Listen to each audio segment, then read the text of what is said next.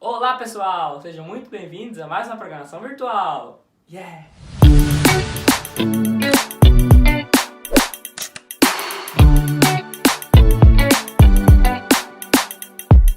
Então, para quem não me conhece, eu sou o Vinícius. E para quem me conhece, eu sou o Tijolinho. Sou o tesoureiro dos adolescentes da Igreja Presbiteriana Fim Social. E hoje, em nome de todos, vim aqui apresentar o terceiro episódio do nosso projeto que se chama Perguntas e Respostas.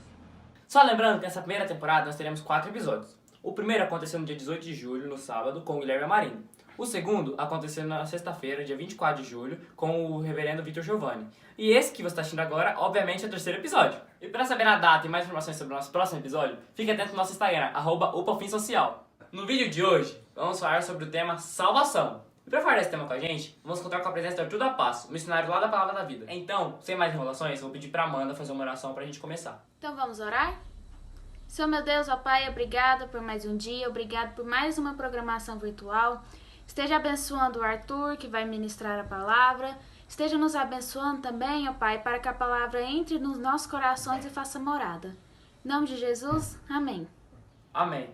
Então, bora para as perguntas. Yeah! Hi Lorena, isso é uma live de juventude, né? De adolescentes. Então, gente, eu vou me apresentar e eu vou me esforçar para não usar o crentez nesse vídeo, tá bom? Vocês me perguntaram, mandaram algumas perguntas, eu estou muito feliz com essas perguntas e eu vou tentar ao máximo não responder de uma forma teologicando, mas explicando mesmo. Voltando um pouco, meu nome é Arthur da Paz Bruno, eu nasci e cresci na Igreja Presbiteriana Fim Social. Depois, na adolescência, eu me mudei para outra igreja, mas que alegria, é um prazer enorme estar falando com vocês aqui. Atualmente, eu trabalho como missionário na Palavra da Vida Centro-Oeste, em Caldas Novas. Eu estudei pelo seminário da Palavra da Vida Sudeste, primeiro, na ênfase pastoral, depois Norte, na ênfase missões. Bom, no decorrer da conversa eu vou falando um pouco mais sobre isso. Mas por que eu comecei brincando com a cultura jovem, né? Cabeleleira Leila, luzes, cabelos, hidratação para tratar suas malezas de cabelo. Eu e meu sobrinho neto Luiz, eu não sei o mesmo todo. Mas por quê?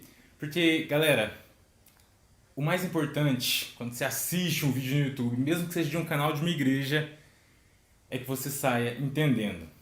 Nesse tempo que eu passei lá no IMPV, Instituto Missionário Palavra da Vida, lá no Norte, eu trabalhei em uma comunidade ribeirinha e eu tava no seminário ainda e tava no meu terceiro ano de seminário e eu queria usar todo o meu teologiquez, é difícil até de falar. E lá nessa comunidade eu cheguei e as pessoas tinham perguntas sobre salvação. Hoje o bate-papo que a gente está tendo é sobre salvação.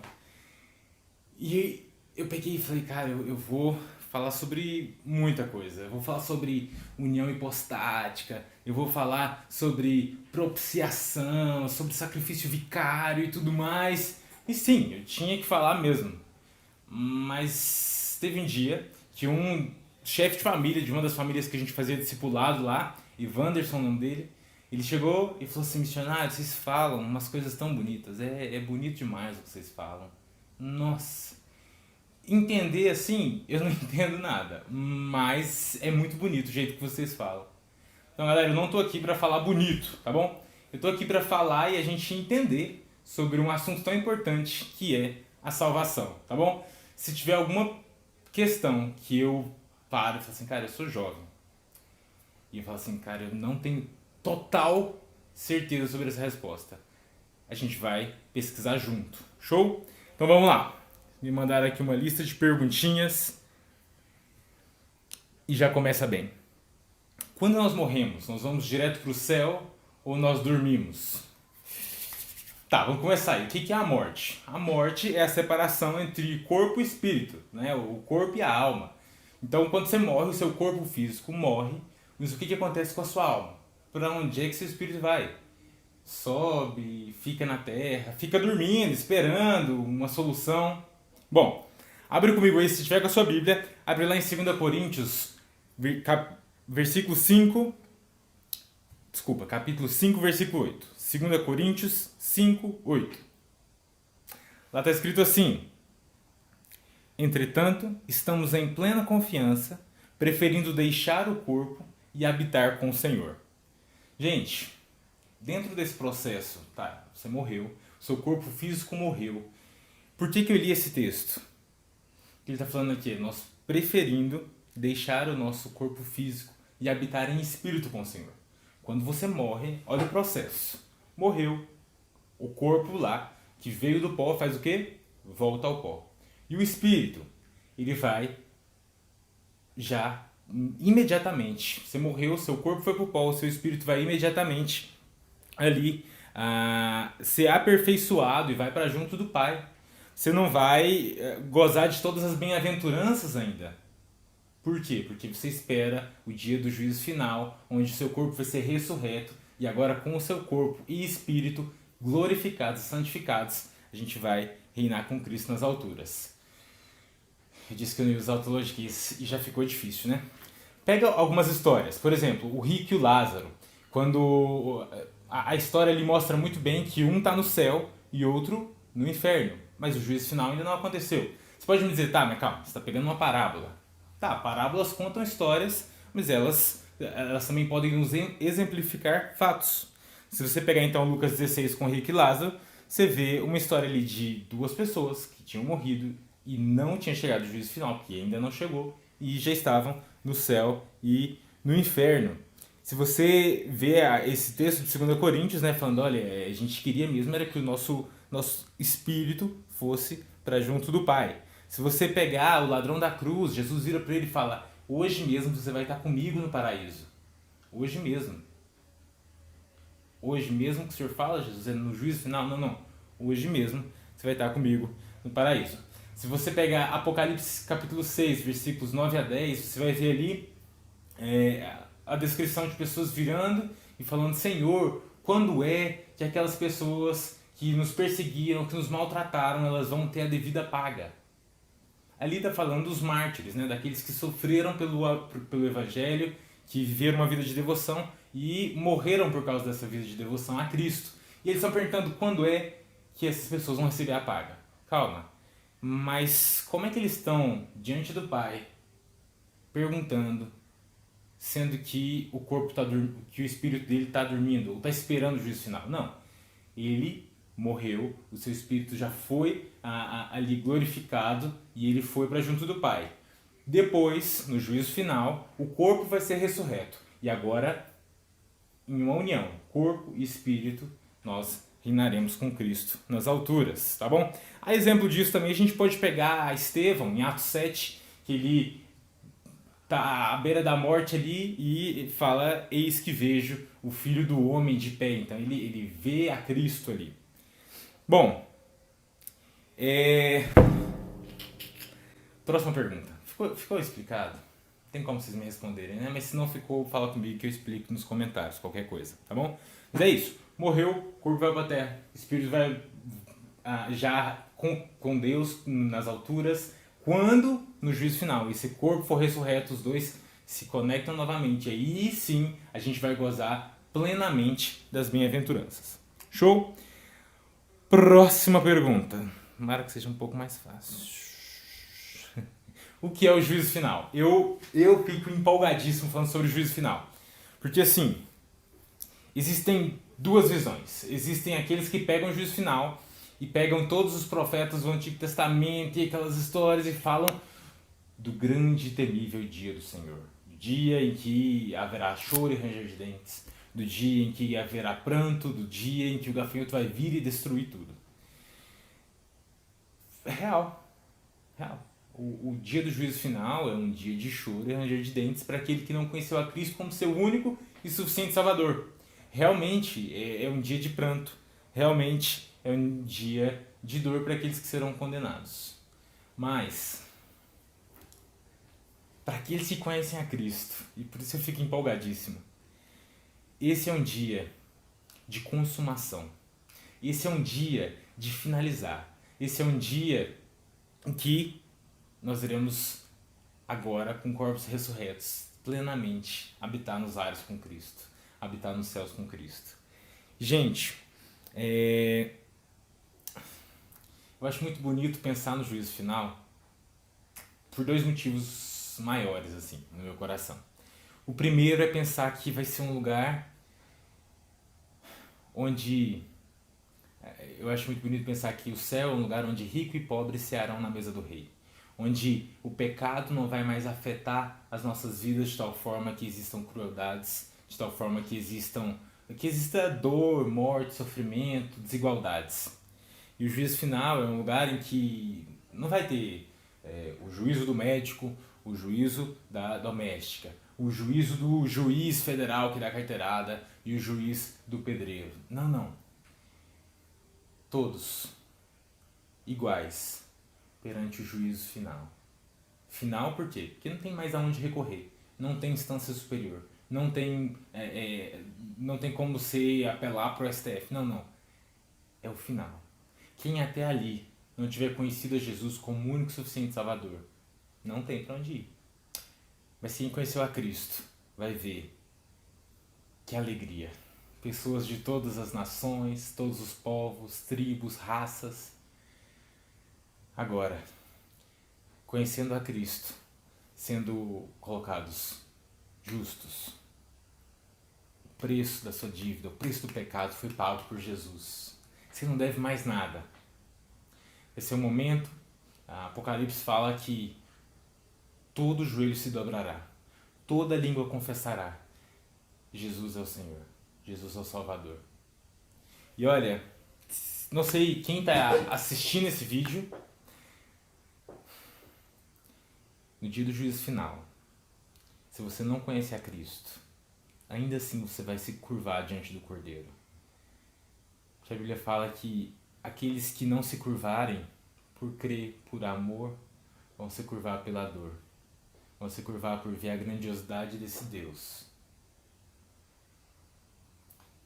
E talvez para você, que não conhece a Cristo, esse seja um dia temível. O temível dia do Senhor. Certo? Bora lá. Próxima pergunta. Essa é muito boa. Qual a diferença entre justificação, salvação e santificação? Bom, diferença entre justificação, santificação e salvação. Justificação é você ser tornado justo, tá bom? Você era injusto, por quê? Por causa dos nossos pecados. Desde Adão e Eva, todos foram tornados injustos pelo pecado. E você sabe que você peca. Você está me assistindo, você sabe que esse coração não é tão bonzinho, não. Na verdade, ele é desesperadamente corrupto, segundo a Bíblia. Justificação é o ato de Cristo, ele deveria morrer, porque o pecado é dele. E ele sabe que o pagamento, o salário por esse pecado é a morte. Mas eu, por amor ao meu Pai, olhando que a humanidade não tinha para onde correr, Cristo Jesus, vim até a terra, morri numa cruz para justificá-los, para torná-los justos. Você não é tornado justo pelas suas obras, você não é tornado justo pelo que você faz, por ir à igreja, por assistir vídeos cristãos no YouTube. Você é justificado pelo sangue de Cristo. Então, justificação é ali, o sangue de Cristo, cobrindo os nossos pecados, de uma forma propiciatória, de uma forma substitutiva, e te tornando justo.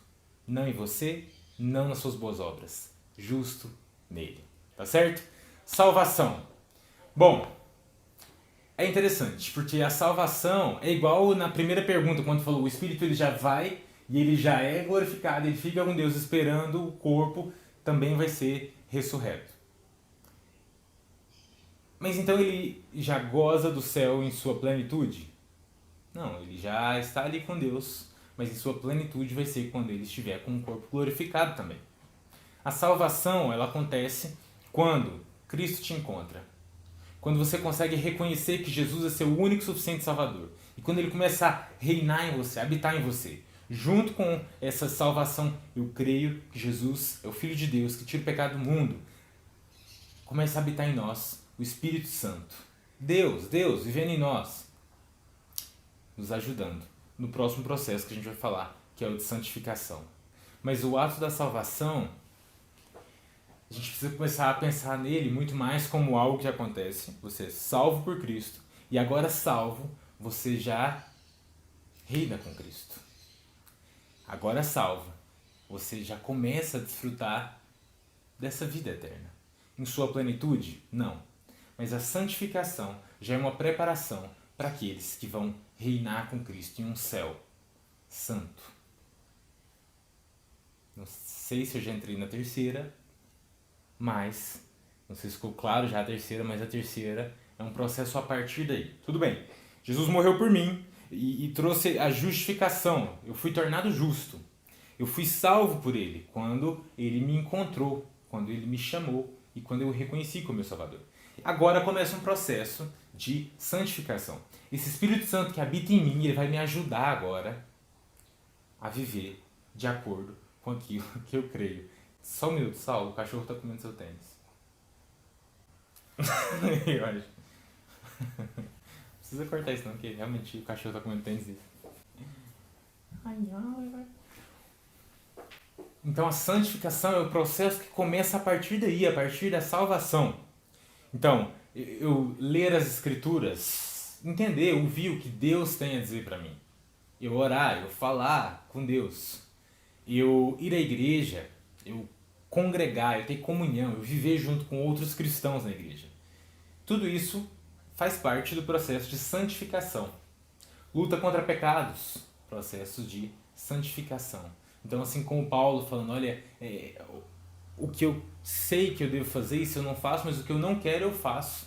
Paulo está em uma luta interna ali, em um processo de santificação. Ele fala, eu esmurro o meu corpo, porque o Espírito Santo que está em mim me direciona para onde eu devo ir, mas a minha carne quer ir em uma direção oposta.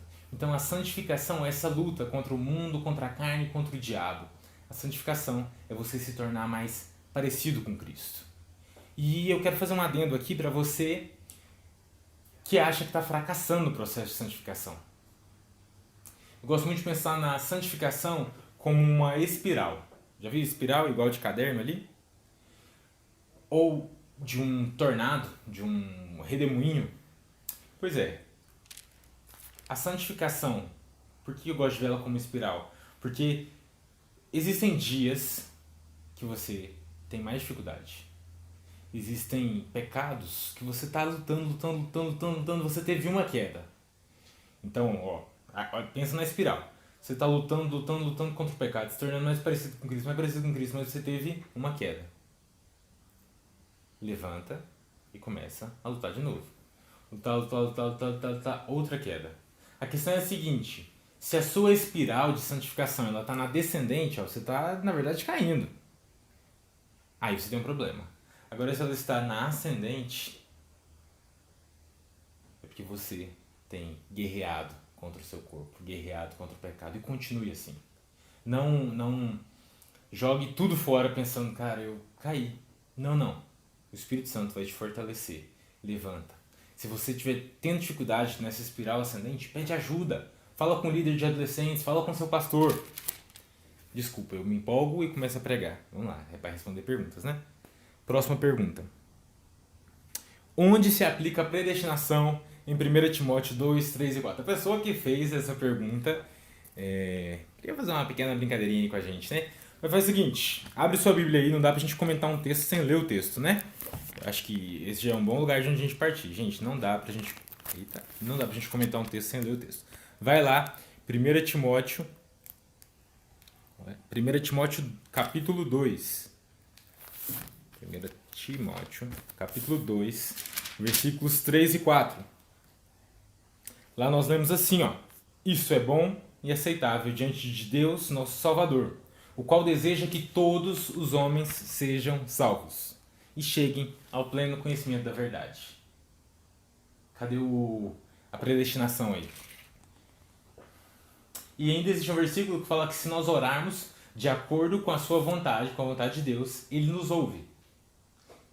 E aí 1 Timóteo fala a vontade, o desejo de Deus, nosso Salvador, é que todos os homens sejam salvos. Vixe. E aí? Bom, é interessante porque toda vez que a gente vai escutar alguém questionando a predestinação, as pessoas pegam e se apegam a versículos onde se usa a palavra todos. Então, é o desejo de Deus que todos sejam salvos. João 3,16, porque Deus amou o mundo inteiro de tal maneira.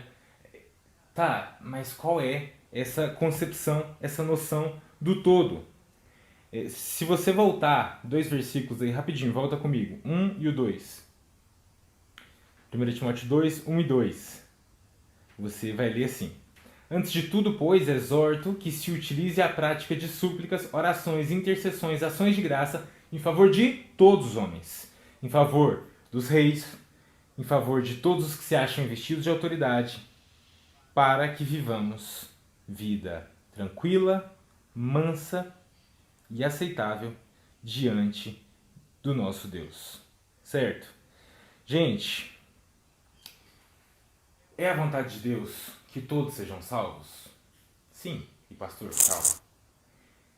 Sim, é a vontade de nosso Deus que todos os tipos de pessoas sejam salvos. O versículo 2 nos dá uma luz, uma clareza a respeito disso, quando ele fala, é legal que vocês orem em favor dos reis, dos investidos de autoridade e que vivamos uma vida tranquila, piedosa, porque é da vontade de Deus que todos os tipos de pessoas sejam salvos.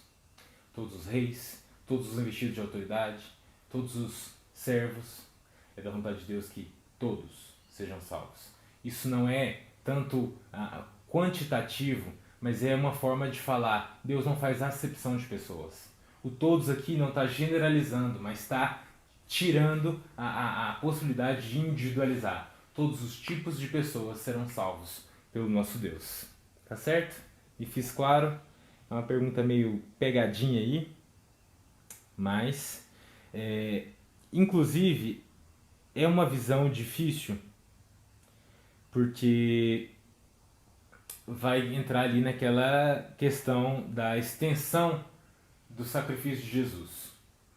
Se ele foi para salvar todas as pessoas ou algumas pessoas. E, gente, eu acho triste que algumas pessoas conseguem olhar para as Escrituras e falar assim, não, o sacrifício de Jesus, ele foi para salvar todas as pessoas. Tá, mas então Jesus fracassou. Se ele morreu para salvar todas as pessoas, significa que ele, como Deus, não tem poder para salvar todas as pessoas. Não. O sacrifício de Jesus, ele tem extensão limitada. Ele é limitado àqueles eleitos de Deus. Mas ele poderia salvar a todos. Entendeu? Ele tem poder para salvar a todos. Jesus é Deus, ele é todo poderoso. Mas ele estendeu o efeito do seu sacrifício aos eleitos de Deus. Então, você falar que o sacrifício de Jesus, ele foi para salvar todos, não. Que ele tem efeito para salvar todos? Tem, ele tem poder para salvar todos. Se você fala simplesmente que ele foi para salvar todos, você está falando que o sacrifício vicário de Cristo foi uma derrota, porque ele não salvou a todos. E, gente, se eu entrar por esse caminho, eu vou chegar em um momento em que eu não consigo sustentar os meus próprios argumentos. Se eu entro pelo caminho de não, Jesus morreu por todo mundo, para perdoar todos os pecados da humanidade. Ok. E o pecado da incredulidade foi perdoado em toda a humanidade? Se eu entro pelo caminho de que o sacrifício de Jesus, ele tem efeito e ele foi para salvar a todos, eu entro em um caminho do universalismo. Nem existe mais inferno, porque todo mundo vai ser salvo. Jesus morreu para salvar todo mundo. Ele é todo poderoso, ele salva todo mundo. Tá certo? Vamos para a próxima pergunta. A próxima pergunta diz assim: uma vez que fomos salvos verdadeiramente, se desviarmos dos caminhos de Deus no futuro, ainda assim não perderemos a salvação?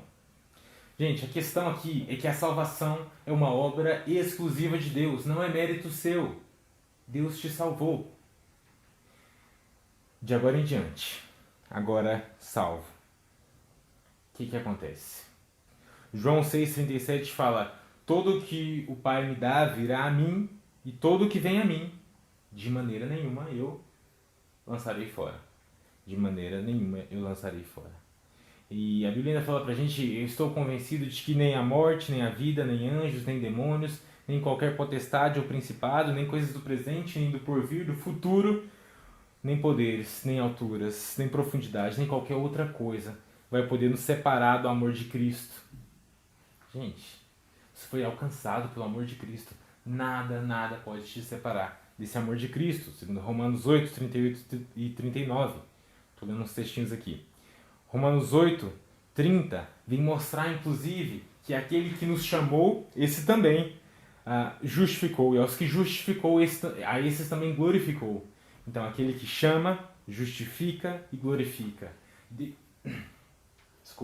Deus ele faz em nós um processo completo.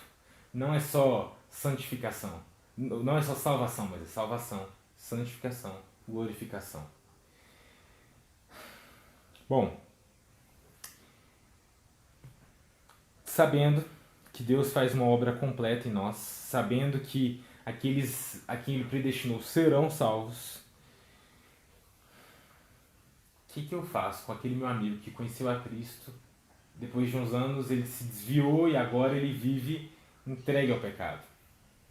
Ele vai morrer, ele vai para o céu mesmo tendo uma vida assim? Enquanto a minha tia, ela viveu uma vida certinha na igreja e no final das contas ela vai morrer e ir para o mesmo lugar que ele que viveu uma vida bagunçada?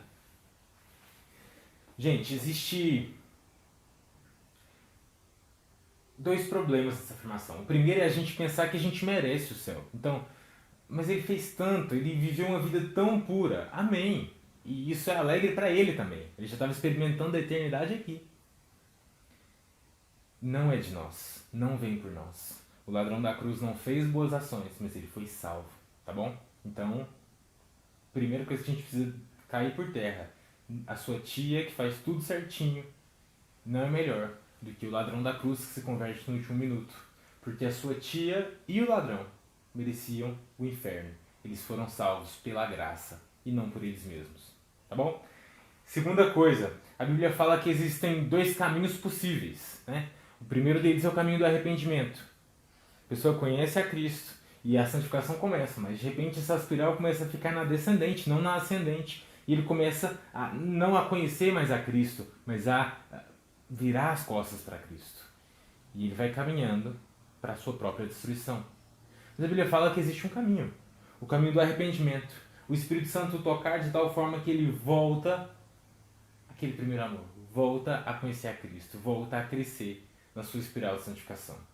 E a segunda possibilidade que a Bíblia nos dá, e aí a gente precisaria de horas para falar especificamente sobre isso, mas é aquela pessoa que realmente se desviou, está entregue nos seus pecados, não tem mais nada de bom para produzir. A Bíblia fala que ela vai ser levada e salva como que pelo fogo. É tenso, é nesse nível de tenso mesmo. Ela vai morrer. É como se Deus virasse e falasse: meu filho, já está salvo, né? Está passando vergonha na família. Vem logo. Então essas pessoas vão ser recolhidas. Se você quiser ver um exemplo disso mais claro e direto perto de nós, é só você olhar a celebração da ceia. Analise, pois, o homem a si mesmo e coma e beba, porque não são poucos os que comeram sem analisar, sem discernir o corpo e dormem. Eufemismo para morrem, né? Então, pois é, tenso, né? Existe, sim, a possibilidade de alguém morrer sem a reconciliação. Mas esse morrer é misericórdia de Deus de falar: filho, eu vou te levar logo. Não está sendo bom o testemunho que você tem dado. Bom, vamos correr um pouquinho aqui que eu acho que eu estou passando do tempo que me deram. Certo. Olha essa pergunta. Eu tenho conhecimento de que meu relacionamento com Deus não é tão próximo. E eu realmente queria mudar isso. Pensamentos como: eu não sou salva por isso, eu mereço ser salva, às vezes passa pela minha mente e me assusta de certo modo. O que eu devo fazer? Olha, seu pastor, que eu gosto muito, Felipe Niel, ele fala assim: eu nunca vi um incrédulo, um descrente, ter medo de não ser salvo. Geralmente quem tem medo de não ser salvo são os cristãos. E geralmente são salvos. A Bíblia nos fala que aquele amor com um pouquinho de medo e reverência é chamado de temor. O temor ao Senhor. Eu não estou vendo a minha vida de cristã ir para frente. Eu não estou vendo a minha caminhada de santificação crescer. E agora eu começo a temer ao Senhor. Se você um dia conheceu a Cristo como seu único e suficiente Salvador, se essa é a convicção do fundo do seu coração, que em Jesus há salvação, olha, você é um cristão. você está salvo. E agora, você tem que tomar cuidado com uma percepção. Até onde é o Espírito Santo te dizendo, filho, cuidado, filha, volta. Você está indo por um caminho de perdição. E onde é o acusador? Quem é o acusador? O inimigo de nossas almas, te falando, cristã, você nem é. Eu sou você, nem lutava mais, desiste aí. Não. Se você conhece a Cristo como seu Salvador, às vezes, esse medo é uma luta contra pecados. Busque em Jesus. Ele é a salvação. Se você tem dificuldade em vencer um pecado, procure os conselheiros da sua igreja, procure bons conselheiros. Mas existe uma outra possibilidade, que é mais dolorida, que é realmente você não ter encontrado a Cristo como seu único e suficiente Salvador. E aí, eu não fico triste, eu te digo, há esperança, há esperança. Se esses pensamentos vêm recorrentemente na sua mente, vá até a palavra de Deus, lê lá Mateus, Marcos, Lucas, João, lê os evangelhos, olha para esse Cristo e ora, Senhor, eu estou em dúvida, que o Espírito Santo me dê firmeza, me dê a paz que excede todo entendimento, me dê convicção da minha salvação. Não é um problema você reafirmar sua fé em Cristo. Fala, Jesus, eu creio. Jesus, eu creio. Eu creio. E disserta sobre isso. Fala sobre isso. Crê em quê? Jesus, eu creio que o Senhor é o Filho de Deus que tira o pecado do mundo. Eu creio que eu nasci em pecado, mas que um dia o Senhor veio, o Senhor morreu numa cruz, a morte que devia ser minha, carregou os meus pecados ali, e por isso eu posso ter a vida. O problema não é você ter a dúvida. O problema é o que você vai fazer com a dúvida. Tá certo? Bom, então a próxima pergunta e a nossa última pergunta. Antes da crucificação de Jesus, como é que uma pessoa era salva? E eu gosto demais dessa pergunta. Demais. Porque ela nos dá a chance de olhar para aquelas pessoas que falam assim, nossa, mas o Deus do Antigo Testamento é diferente do Deus do Novo, porque o Deus do Antigo é mau, mas o do Novo é um amor, é Jesus, é paz. Gente, o mesmo Deus salva da mesma forma no Novo e no Antigo Testamento. Algumas pessoas falam, mas o povo de Deus, o povo judeu, os hebreus, eles eram salvos por cumprir a lei? Não, nunca foi. Assim como Paulo em Romanos fala que a lei, ela revela a nossa necessidade da graça, no Antigo Testamento a lei servia para isso. Para o judeu ir lá e perceber que ele não conseguiria cumprir. Que ele não conseguiria viver pela lei. Porque pecado nos destruiu. E agora eu não conseguindo viver pela lei, eu preciso viver pela fé. Eu preciso viver pela graça, crendo no Cristo que viria. Esse Cristo que viria, ele está anunciado desde sempre. Desde quando Deus começa a criar o mundo e fala, façamos no plural, o homem a nossa imagem, nossa semelhança, falando de Deus Pai, Filho e Espírito Santo. Esse Jesus está revelado quando Adão e Eva são expulsos do jardim, mas não sem uma esperança, sem uma promessa. Adão e Eva virá o dia em que o filho do homem, em outras passagens da Bíblia a gente lê isso, Jesus, Filho de Deus. O Filho do Homem virá, pisará a cabeça da serpente. Essa lhe ferirá o calcanhar, mas ele vai matá-la.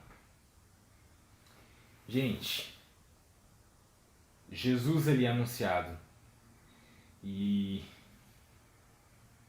a gente chama de proto-evangelho, o começo, um protótipo de evangelho ele sendo anunciado. Olha, Eva, um dia você vai dar à luz. E não Eva, literalmente Eva, a mulher. Você vai dar à luz. E esse filho que virá de você, Eva, ele vai pisar no inimigo, na serpente, em Satanás, que te enganou. Jesus. Essa serpente, Satanás, lhe ferirá o calcanhar. Ele vai morrer numa cruz. Mas ele vai vencer. Ele vai matar a serpente. Eu fico pensando a expectativa de Adão e Eva com cada filho que viria. Será esse? Será esse o filho que vai nos libertar da escravidão do pecado? Será esse o filho que vai nos salvar? E a tradição oral vai sendo passada, de boca em boca, Adão e Eva falando para os seus filhos, que falam para os seus filhos. A gente vê ali Noé conversando com Deus, tendo revelações de Deus. A gente vê ali Moisés conversando com Deus. A gente vê ali Moisés tendo revelações de Deus. Todo o Antigo Testamento, Jesus é anunciado. E a salvação é pela fé no Cristo que viria. Enquanto nós, como cristãos hoje, somos salvos pela fé no Cristo que já veio, no Antigo Testamento eles eram salvos pela fé no Cristo que viria. A lei revelava: você não consegue, você precisa de um Salvador. E o Salvador foi falado lá para Adão e Eva. O Salvador é falado aqui para o povo, no deserto, quando hasteiam uma cruz onde quem olhasse para ela teria a cura. Em todo o Antigo Testamento, a gente vê flashes de Cristo, do Evangelho. A gente tem ali, até mesmo nas leis, Levíticos, aquele livro que se chama Lei, Números que se chama Lei, a gente consegue ver ali momentos de propiciação. Quando está ali a Arca da Aliança e eles vão ali em um ato propiciatório, aspergir o sangue do Cordeiro. Quem é esse Cordeiro, gente? Eu fico muito feliz com essa. Quem é esse Cordeiro? O nosso Cordeiro, Jesus, que morreu por nós, e o sangue dele aspergido como perdão dos pecados. O sangue dele lançado como o sangue perdoando os pecados. Gente, esse assunto é muito fera. Eu agradeço muito a oportunidade de falar sobre isso com vocês. E, para terminar, eu queria fazer 2 desafios, tá bom? A gente está em um contexto de pandemia e eu sei que o nosso desespero está assim elevado. Parece que o fim está bem ali, bem próximo, e eu espero que esteja. Aquele juízo final está ali já, dando as caras. Amém por isso. Mas meu desafio é primeiro para você que é cristão. Cara, você está ligado em como é maravilhosa toda essa história? Em como toda a Bíblia se encaixa perfeitamente no plano de redenção, de salvação? Como é que você tem vivido, sabendo de toda essa maravilha? Como é que tem sido o seu processo de santificação? E mais, sabendo que o juízo final é alegria para uns, mas é perdição eterna para outros. Como, nessa quarentena, você tem alcançado os seus amigos incrédulos? O desafio é, cara, essa semana que vem, cara, se esforça na sua devocional todos os dias.